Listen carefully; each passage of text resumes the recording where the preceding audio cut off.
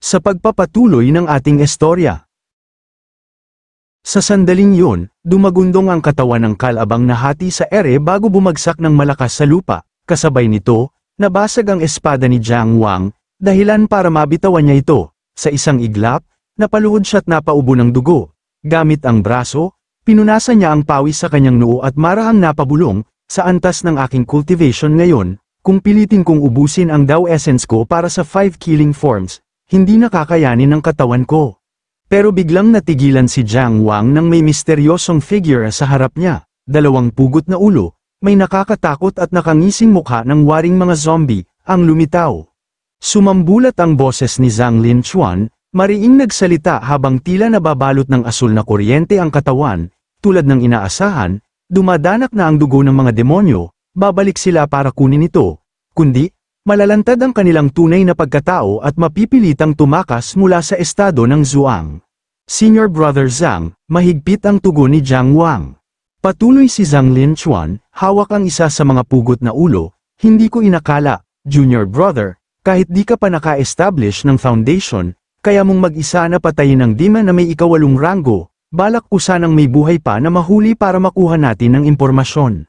Sa sandaling yun, ibinato ni Zhang Linchuan ang mga ulo sa bangkay ng kalabang na patay ni Jiang Wang, sa kanya inabot ang kamay ni Jiang Wang para tulungan itong tumayo. Mahigpit naman ang sagot ni Jiang Wang dahil lang sa takot ng halimaw sa iyo, Senior Brother.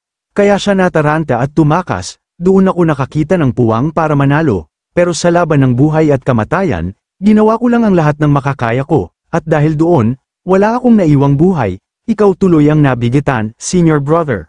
Ngumiti si Zhang Linchuan at tumugon ng kalmado, ayos lang yan, hindi kita sinisisi, Junior Brother, humahanga lang ako sa galing mo sa espada. Agad naman nagtaka si Jiang Wang, kung ganun, kung may gamit pala ang dugo, maaari ba tayong makakuha pa ng bakas mula sa bangkay ng Demon Cultivator? Umiiling na sagot ni Zhang Linchuan habang lumilingon, walang silbi. Sinubukan ko ng eye-search ang kaluluwa ng 2 pugot na ulo, may sumpang nakaukit sa kanilang isipan, kapag nahuli o namatay sila, kusang paputok ang kaluluwa, kaya ang alaala nila, tuluyang nawala, dalhin man natin ang bangkay, wala nang saysay. Naiintindihan ko, mahina't taimtim na sagot ni Jiang Wang habang sila'y unti-unting naglakad palayo. Habang unti-unti silang lumalayo mula sa kalbaryo ng gubat, nagsalita si Zhang Linchuan habang akay-akay si Jiang Wang. Taglay ang malasakit sa tinamong pinsala, ang pinaka-importante ngayon ay masiguro na maayos ang lagay mo. Junior Brother, hanap muna tayo ng klinika para magamot ang sugat mo. Mariing sagot ni Jiang Wang, habang pilit nilalabanan ang sakit, ayos lang ako, hindi pwedeng maantala ang misyon, mas mahalaga ang pagbabalik sa Daoist Academy at ang pag-uulat kay Master Dong. Sa narinig, tumigil saglit si Zhang Linchuan at lumingon ng malamig ang tingin, kung ganun, pero ang mga formation pattern sa kalsadang ito ay nasira na, bago tayo bumalik, kailangan itong i-report sa mga awtoridad para agad nilang maayos. Nang gabing yun sa kabisera ng Maplewood, sa bintana ng isang gusaling may kakaibang kasaysayan, makikita ang lalaking nanliligaw sa isang magandang babae. Samantala, sa isang silid sa parehong gusali, ang Deputy Director ng Criminal Investigation Department, Xu Dong, ay tila nasa kainaitan ng kanyang pansariling kasiyahan, nakapatong siya sa isang kulay rosas na blanket, at may lamang na bulong, Miao-yu, gagawin ko ang lahat ng gusto mo. Sa kabilang panig ng silid, isang misteryosong nilalang na nakasuot ng itim at nakatikip ang mukha ang mahigpit na nagsalita, I report sa Saintes, ito ang nangyayari sa Tangxi Town, kailangan ba nating magpadala ng bagong undercover followers? Sa isang bukas na veranda, sa ilalim ng malamlam at mahiwagang liwanag ng buwan, nakaupo ang Saintes, elegante at kalmado, habang marahang nagyan. Hindi kailangan, sagot niya ng walang bakas ng pagmamadali. Tapos, lumingon siya sa kanyang tauhan, hawak ang mapanukso ngunit maamong anyo. Pero gusto kong malaman ang tungkol sa batang Daoist na si Jiang Wang, ginamit lang niya ang espada para patayin ang mga tauhan natin. Anong klaseng teknik yun? Sino ang nagturo sa kanya? Nakakunot noo ang taong nakasuot ng itim habang sagot niya, ang abang lingkod ninyo ay walang sapat na kakayahan para tukuyin kung saan niya natutunan ang teknik, ang alam lang namin. Hindi pa ito kailanman nakita sa buong Maplewood City. Ayos, mariing tugon ng Saintes habang iwiniwasiwas ang kanyang kamay. Sa sandaling yun, bumuo ng spatial seal ang misteryosong lalaki, sa gitna ng unti-unting paglaho ng kanyang katawan, mariin ang winika niya, sa ilalim ng Forgotten River, sa bukal ng Yellow Springs, muling babalik ang Diyos na iginagalang, upang liwanagan ang mundo ng tao, at sa isang iglap, tuluyang naglaho ang kanyang anyo. Nginitian ng bahagya ng Saintes ang buwan, isinandal ang kanyang pisngi sa palad, at mariing nagwika, isang sword technique na hindi pa kailanman lumitaw sa Maplewood City, kung hindi ito namana mula sa isang kilalang master, maaaring ikaw lang, anak ng Dao. Lumipat ang tagpo sa isang tahimik na palaisdaan, kung saan ang mga isda'y marahang sumasayaw sa ilalim ng tubig. Sa parehong oras, isang bihag ang isinailalim sa Soul Search, isang kapangyarihang nag-uukilkal sa mga lihim ng kaluluwa. Seryosong nagsalita si Fang Heleng, Master Dong, may natuklasan ka bang mahalagang impormasyon? Dinala ko ang taong ito kasama si Brother Lee pagkatapos naming magbalat kayo sa bahay pahingahan. Tumugon agad si Master Dong habang nakatitig sa bughaw na kaluluwa, ang kanyang kaluluwa ay nabasag dahil sa sumpang nakaukit sa kanyang isip, walang kapaki-pakinabang na alaala ang natira. Dagdag pa ni Fang Heleng, dahil sa matinding pag-iingat, sa tingin ko may organisadong grupo sa likod ng taong ito, mukhang malalim ang kasong ito. Tama na ang walang saysay na usapan, Lin Chuan, ano ang sitwasyon sa panig mo? Mariing utos ni Master Dong.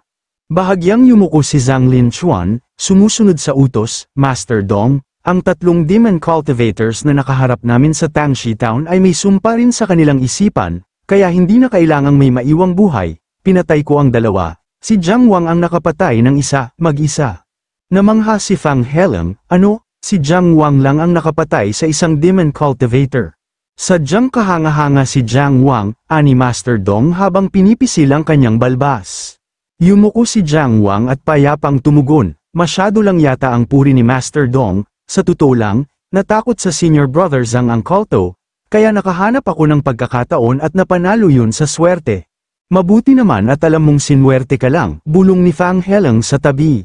Tumalikod si Master Dong at mariing sinabi, tapos na ang misyon, bawat isa sa inyo ay makakatanggap ng 5 Dao merits, maaari na kayong umalis. Sabay-sabay na tumugon sina Zhang Lin Chuan, Li Jiangqiu, at Jiang Wang, opo Master. Samantalang si Fang Heleng ay napalingon-lingon na parang may hindi maintindihan, pabulong niyang sabi, ano ba to? Makalipas ang ilang sandali, habang naglalakad palabas ang apat, mariing tinanong ni Li Jiangqiu, Jiang Wang, may lakad ka pa ba mamaya?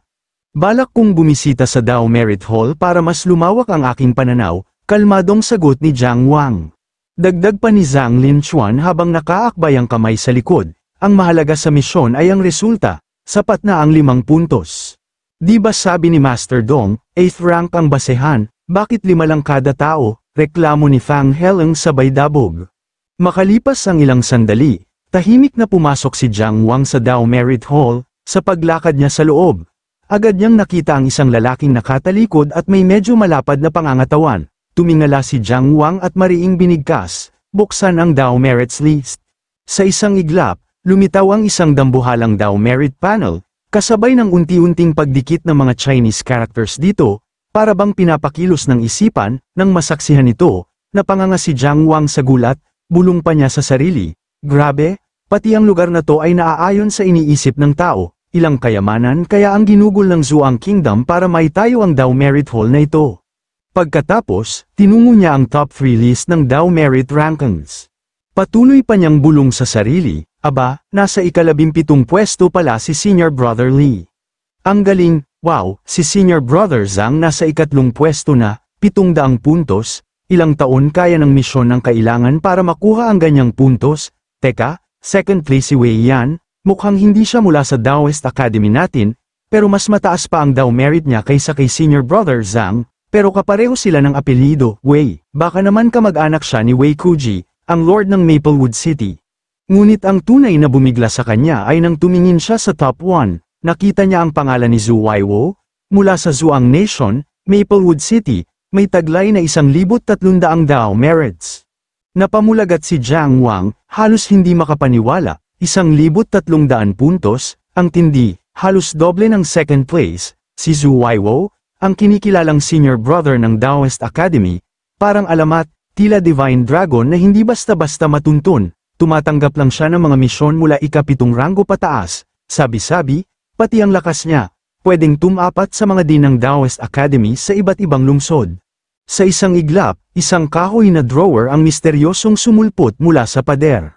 Dao Merit Rank ang list, mariing wika ni Jiang Wang, paki-check naman yung standard na mahiwagang espada na may pinakamababang Dao Merit para ma-redeem. Agad sumagot ang Dao Merit Panel, Standard Magic Sword, ginawa ng bihasang panday mula sa Zhuang Kingdom, yari sa pinong bakal, may ukit itong Dao slot para makapag-imbak at agad may palabas ang isang teknik ng Daoist, halaga, 300 merit points. Napakunot noo si Jiang Wang habang matamang nakatitig sa espada, bulong niya sa sarili, pwedeng mag-store ng Daoist technique, ibig sabihin, pwede itong i-combine sa sword moves para mas maging flexible sa laban. Pero 300 merit, tignan ko muna. Pero bigla siyang binati ng isang lalaking may nakakalokong ngiti, isang bagong junior brother, ang sabi nito, bahagyang yumuko ang lalaki at nagpakilala ng nakapikit, ako si Wang Changxiang, third-year student sa Daoist Academy. Namilog ang mata ni Jiang Wang, parang nakakita ng multo, yumuko siya para magpakumbaba, ako si Jiang Wang, bagong pasok sa inner courtyard. Tumawa si Wang Changxiang, haha. Pasensya na kung naistorbo kita. Senior brother humihingi ng paumanhin. Nahihiyang sagot ni Jiang Wang, di ko po inakala. Kalma lang si Wang Changxiang at muling nagsalita ng nakapikit pa rin, tadhana nga siguro, magkikita tayong muli. Oh, hanggang sa muli, mariing sagot ni Jiang Wang, ngunit sa isip niya, Wang Changxiang, isa sa Wang family, top 3 surname sa Maplewood City, ranked 7th sa Dao Merit List, mas mataas pa kay Senior Lee. Maya-maya, dumating si Zhao Rukeng, patakbo at may hawak na papel habang sumisigaw, third brother, may emergency sa bahay. Kinuha ni Jiang Wang ang papel, pinunit ang gilid para mabasa ang liham, sabi ng sulat. Batang Jiang Wang, kamusta ka na sa Daoist Academy? Maayos ba ang pag-aalaga mo sa sarili? Dito sa Wangjiang City, bigla ang nagbago ang buhay ng auntie mo, ilang buwan na akong di makapagpadala ng balita. Dating maayos ang negosyo ng ama mo sa halamang gamot, pero nadiskubre ng makapangyarihang tao mula sa Lin family. Huwag kang mag-alala, di ko hahayaang manaig sila. Di pa tahimik ang sitwasyon, at nag-aalala ako para kay Anan, mahiyain at madaling maapektuhan. Kaya pakiusap, anak, matutulungan mo ba si Anan sa panahong ito? Kapag kumalma ang lahat, kukunin ko na siya pauwi, nagmamahal, Aunt Song. Nang matapos basahin ni Jiang Wang ang sulat, bigla siyang napatigil at tumaas ang kilay, sabay bigkas ng pangalan, Anan. Maya-maya, isang napaka-cute na batang babae ang lumitaw, nakatayo, nakatingin, at mahina pero puno ng saya ang sinambit, kuya. Halos tumulo ang mata ni Zhao Rukeng sa sobrang kilig. Little sister, ang cute mo naman talaga, bulalas niya habang umiikot sa tuwa. Si Linghi naman ay agad nag-alok, third brother, kung kailangan mo ng tulong, sabihan mo lang ako. Lumuhad si Jiang Wang at tinanong ang bata, Anan, handa ka bang tumira muna kasama si kuya? Yumuko si Anan, dumilim ang ekspresyon ng kanyang mukha, at mariing nagtanong, kuya, hindi na ba ako mahal ni mommy? Sa narinig, napa-atras si Jiang Wang sa gulat, sabay hawak sa kanyang mga kamay at sinabing mariin, hindi, syempre hindi, busy lang si mommy ngayon, kaya si kuya muna ang sasamahan ka. Pagkatapos, tumingin siya ng may kakaibang ngiti, isang tinatawag nilang meaningful look. Agad kinopya ng tatlong sworn brothers ang kanyang kakaibang tingin, sabay sabing, nakuha namin yan. Sa sandaling yon, binuhat nila si Anan na parang prinsesa, inilagay siya ni Doyeho sa kanyang balikat at sabay sabing masigla ni Linghi, tara na, dalhin natin si Anan sa Maplewood City. Masayang dagdag ni Jiang Wang, oo, masaya sa market doon, ang dami nating makikita. At sabay sigaw ni Zhao Rukeng, bili lang ng bili, sagot ko lahat ngayon, si Young Master Zhao ang taya. Dagdag pa ni Doyeho na tila isang human sedan chair, habang ako ang tagabuhat mo. Anan, hindi ka mapapagod, go na tayo. Makalipas ang ilang saglit, masaya silang naglalakad sa market ng Maplewood City, kumakain ng inihaw, nagpapakain ng aso kahit galit ito sa pagkain, at kung ano-anong kalokohan para lang mapasaya si Anan. Habang palubog ang araw, nagpalipad sila ng saranggola, pero biglang naputol ang lubid nito at bumagsak sa lupa. Dali-daling lumapit si Jiang Wang para kunin, hawak pa rin si Anan sa balikat, kalmadong sinabi, Okay lang, paliliparin ulit natin. Pero tumugon si Anan, hindi na kuya, gusto ko nang umuwi. Ngumiti ng bahagya si Jiang Wang, kalmado pa rin, at muling tinanong, Anan, nag-enjoy ka ba ngayon? Mula ngayon, sasamahan ka ni kuya araw-araw, gusto mo bang tumira na kasama ko? Malamig man ang tinig, pero puno ng tuwa ang sagot ni Anan, syempre gusto ko, kuya. Ngunit biglang napaluha si Anan, mangiyak-ngiyak siyang nagsalita, kasi, woo. Sa narinig, nagulat sina Linghi at Zhao Rukeng, sabay lingon kay Anan. Samantala, mariing wika ni Doyeho, ay, wala na tayong magagawa, hindi ito pwedeng itago habang buhay. Bigla na lang humagulhol si Anan, sabay sabing puno ng luha, kuya, gusto kong umuwi, gusto kong hanapin si Mommy Wu. Woo, kuya, Mommy ba'y ayaw na kay Anan, kuya, woo. Malungkot ang ekspresyon ni Jiang Wang, mariing sumagot, hindi, si Aunt Song ay babalik agad para sunduin si Anan.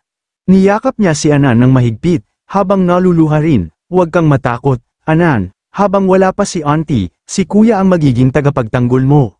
Mabilis na lumapit si Linghi at sumama sa yakap nila, sabay sabing mariin, at si kuya Linghi rin ay poprotekta kay Anan. Hoy, huwag niyong kalimutan si Pogi Kuya Rukeng, sabay yakap din ni Zhao Rukeng habang nakangisi. Si Doyeho naman ay pinahid ang kanyang luha, grabe. Naalala ko tuloy si tatay at nanay, gusto ko rin ng yakap, sabay yakap sa mga kapatid. Makalipas ang ilang sandali, bigla na lang nagbago ang mood ni Anan, sumigla siya, inunat ang mga kamay sa ere, dahilan upang umatras sa gulat ang apat niyang kuya. Ang siksikan niyo, sabay tawa ni Anan, napailing si Jiang Wang at marahang wika, hindi na kasi komportable sa dormitory ng Daoist Academy, gusto ko sanang humanap ng bahay sa labas. Pero nasira na naman ang sandata ko, ang mahal kasi ng pagpapagawa. Agad nag-alok si Linghi, may ipon ako dito, third brother, gamitin mo muna. Nahihiyang sagot ni Doyeho, may kaunti pa akong pambili sana ng alak, ibibigay ko na lang sayo. Taas kilay si Zhao Rukeng, old who, kalimutan mo na yung bakal mong kondado, pagbalik ko, papagawan ko agad ng bahay kay Uncle Deng para sayo, third brother. Sa sandaling yun, naglakad na ang grupo pa uwi. Habang naglalakad, inis na sambit ni Doyeho, sabay palo sa puwitan ni Zhao, Aya, akala mo ba kapag may pera, pwede mo nang gawin lahat, tama? Kapag may pera, pwede na lahat, waahaha, bitawan mo ko oo. Pabirong sagot ni Zhao Rukeng, kalmadong paalala ni Linghi sa dalawang junior brother, ayusin niyo ang kilos niyo, si Anan ay magiging kapatid natin mula ngayon, kailangan nating maging mabuting halimbawa.